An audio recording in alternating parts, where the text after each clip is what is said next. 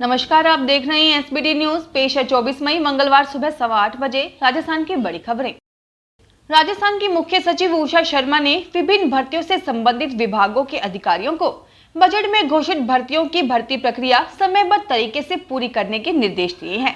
श्रीमती शर्मा शासन सचिवालय में वीसी के जरिए विभिन्न विभागों में लंबित भर्ती संबंधी घोषणाओं के संबंध में आयोजित समीक्षा बैठक को संबोधित कर रही थी। उन्होंने कहा कि इन विभिन्न भर्तियों को पूरा करने के लिए संबंधित विभाग, कार्मिक विभाग, राजस्थान लोक सेवा आयोग तथा कर्मचारी चयन बोर्ड आपस में समन्वय कर चयन और नियुक्ति की प्रक्रिया पूरी करें। राजस्थान में 1,33,00,000 महिलाओं को मुफ्त इंटरनेट के साथ स्मार्टफोन देने की योजना के लिए खरीद प्रक्रिया शुरू हो चुकी है।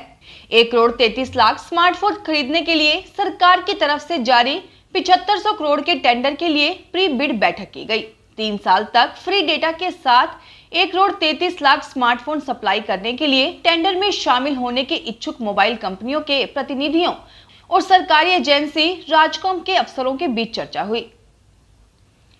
कोटा जिले में गरीबों को नाम मात्र की राशि पर भोजन उपलब्ध करवाने के लिए 37 नई इंदिरा रसोई खोली जानी है, जिसमें 32 कोटा के शहरी इलाकों में और 5 ग्रामीण इलाकों में खोली जाएंगी। हालांकि अभी कोटा शहर में चल रही 16 इंदिरा रसोई में सिर्फ एक ही टारगेट के आसपास है, बाकी 15 का टारगेट ही पूरा नहीं हो पा रहा है। बारां जिले के रीट लेवल 1 में चयनित अभ्यर्थियों की काउंसलिंग प्रक्रिया चल रही है। प्रारंभिक शिक्षा विभाग की ओर से काउंसलिंग कर उनको स्कूलों का आवंटन किया जा रहा है। पात्र अभ्यर्थियों को प्रारंभिक शिक्षा विभाग की ओर से फोन पर जानकारी देकर बुलाया जा रहा है। गर्मियों की छुट्टियों से पहले जिले के स्कूलों को 215 नए शिक्षक मिलेंगे, जिससे नए सत्र में स्कूलों में लेवल 1 के पद भरे जाएंगे। प्रारंभिक शिक्षा विभाग लेवल 1 में चयनित अभ्यर्थियों को जिले आवंटित करने के बाद काउंसलिंग कार्यक्रम चल रहा है। भारतीय विदेश सेवा के अधिकारियों ने भगवान महावीर विकलांग सहायता समिति में विश्व प्रसिद्ध जयपुर फुट की निर्माण विधि का निरीक्षण किया।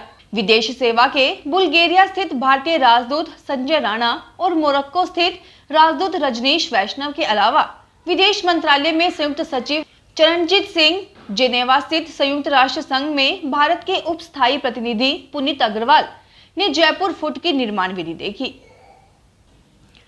राजस्थान विधानसभा में उपनेता प्रतिपक्ष राजेंद्र राठौड़ और पूर्व विधायक जितेंद्र गोठवाल ने भाजपा मुख्यालय में आरोप लगाया कि कांग्रेस सरकार पुलिस के जरिए भाजपा नेताओं पर झूठे मुकदमे दर्ज कर प्रताड़ित करने का काम कर रही है।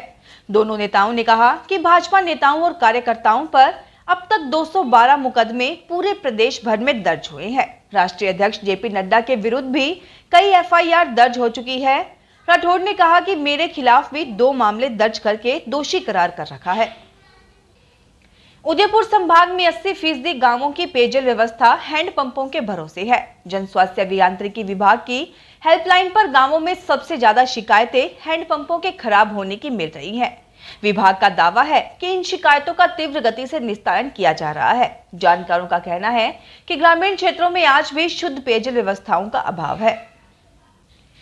बीकानेर में संभागीय आयुक्त डॉक्टर नीरज के पवन ने नहरबंदी के मद्देनजर पेयजल उपलब्धता एवं वितरण की स्थिति की समीक्षा की। उन्होंने बताया कि नहरबंदी के मद्देनजर वितरण के लिए पर्याप्त पानी का इंतजाम कर लिया गया है। वर्तमान में शहर में एकांतर आधार पर जलापूर्ति की व्यवस्था जारी रहेगी। उन्होंने कहा कि अंतिम छोर और अधिक आवश्यकता वाले 5 स्थानों का चिन्हीकरण करते हुए यहां अस्थायी रूप से पानी की बड़ी टंकियां रखी जाए, जिससे इन क्षेत्रों के लोगों के लिए पेयजल की कमी नहीं रहे। उन्होंने टैंकर्स के माध्यम से नियमित जल परिवहन करने तथा इसकी प्रभावी मॉनिटरिंग करने के निर्देश दिए। जोधपुर में पानी की बर्बादी करने वालों पर नगर निगम नजर रख रहा है और ऐसे लोगों पर जुर्माना भी लगाया जा रहा है। केके कॉलोनी बासनी में एक घर के बाहर फालतू पानी बहाने पर नगर निगम दक्षिण की तरफ से 200 रुपए का चालान काटकर जुर्माना वसूला गया है।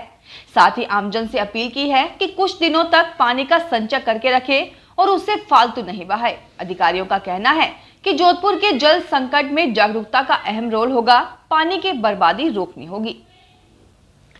केंद्रीय जल शक्ति मंत्री गजेंद्र सिंह शेखावत ने केंद्र की स्वनिधि योजना को लेकर सोमवार को बैंक अधिकारियों के साथ बैठक की।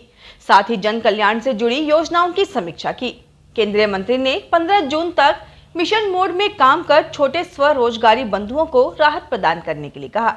DRDA हॉल में आयोजित बैठक के बाद केंद्रीय मंत्री शेखावत ने कहा कि केंद्र सरकार की मुद्रा ऋण योजना, अटल पेंशन योजना, स्वनिधि योजना सहित अनेक लाभकारी ऋण योजना का अधिक से अधिक लाभ जरूरतमंद को मिले। केंद्रीय मंत्री शेखावत ने इस संबंध में बैंकों को निर्देशित किया। शिक्षा नगरी सीकर के यूथ में करियर चयन में लगातार ट्रेंड बदल रहा है। अब IIT के साथ डॉक्टरी का क्रेज भी लगातार 12 से 15% तक बढ़ रहा है। यही वजह है कि नीट में इस साल शामिल होने वाले यूथ की संख्या 30,000 को पार कर गई है, जबकि पिछले साल यह आंकड़ा 24,000 था। इसके पीछे बड़ी वजह डॉक्टरी के करियर में बेरोजगारी 0% और करियर सिक्योर होना है। खास बात यह है कि हमारा यूथ इंजीनियरिंग व मेडिकल परीक्षाओं के बाद सिविल सेवा की तरफ लगातार रुख कर रहा है। पिछले 8 सालों में इन दोनों फील्ड से सिविल सेवा में जाने वाले युवाओं की संख्या 7 से 10% तक बढ़ी है। राजस्थान भाजपा एक बार फिर अपना कुनबा बढ़ाने की तैयारी कर रही है। इसके लिए सदस्यता अभियान फिर सक्रिय किया जाएगा। इसके लिए जल्द ही संगठन स्तर पर निर्णय किया जाकर कार्यकर्ताओं और पदाधिकारियों को टास्क दिए जाएंगे। भाजपा की जयपुर में हुई प्रदेश पदाधिकारी बैठक में प्रधानमंत्री नरेंद्र मोदी ने अपने संबोधन में केंद्र की योजनाओं से लाभान्वित लोगों से संपर्क बढ़ाने की बात कही थी। साथ ही उन्हें पार्टी से जोड़ने का भी आह्वान किया था। मोदी के संबोधन के बाद बैठक में भी सदस्यता अभियान को सक्रिय करने पर विचार किया गया। एक ही महीने में यह तीसरी सरकारी परीक्षा है जयपुर में जब किसी नकल गिरोह की सेंध हुई है। इस बार आयुर्वेद की परीक्षा में डमी कैंडिडेट पकड़े गए हैं। नकल गिरोह के इन 4 बदमाशों को पकड़ा गया है और गांधीनगर पुलिस के हवाले किया गया है। गिरोह में कितने अन्य अभ्यर्थी हैं, इस बारे में गांधीनगर पुलिस पड़ताल कर रही है। गांधीनगर पुलिस ने बताया कि दरअसल सुबोध कॉलेज में आयुर्वेद के MTS पदों के लिए भर्ती चल रही थी। परीक्षा से पहले ही आयुर्वेद विभाग के अफसरों और परीक्षा आयोजित करा रहे कॉलेज के अफसरों ने वीडियोग्राफी कराई थी। दिनों दिन जयपुर शहर का स्वरूप बिगड़ता जा रहा है। मास्टर प्लान की पालना करना दूर, राजधानी में ही मन मर्जी से कॉलोनियां काटी जा रही हैं। सड़कों और मुख्य मार्गों का अतिक्रमण के चलते दम घुटता सा नजर आ रहा है। हर सड़क अतिक्रमण के चलते सिकुड़ती जा रही है। शहर में अवैध निर्माण, अतिक्रमण और अवैध कॉलोनियां पैर पसारती जा रही है। JDA ने ही पिछले 3 साल 5 माह में अवैध बिल्डिंग सील की, वहीं 2799 अवैध निर्माणों को ध्वस्त किया। इतना ही नहीं, 32 मुख्य सड़कों और 313 रोड सीमा को अतिक्रमण मुक्त कराया गया। हालांकि ये बात अलग है कि बिना मॉनिटरिंग के कई जगहों पर फिर से अतिक्रमण हो चुके हैं। राजस्थान में कांग्रेस विधायक गणेश घोगरान के इस्तीफे को लेकर कैबिनेट मंत्री हेमाराम चौधरी का बयान सामने आया है।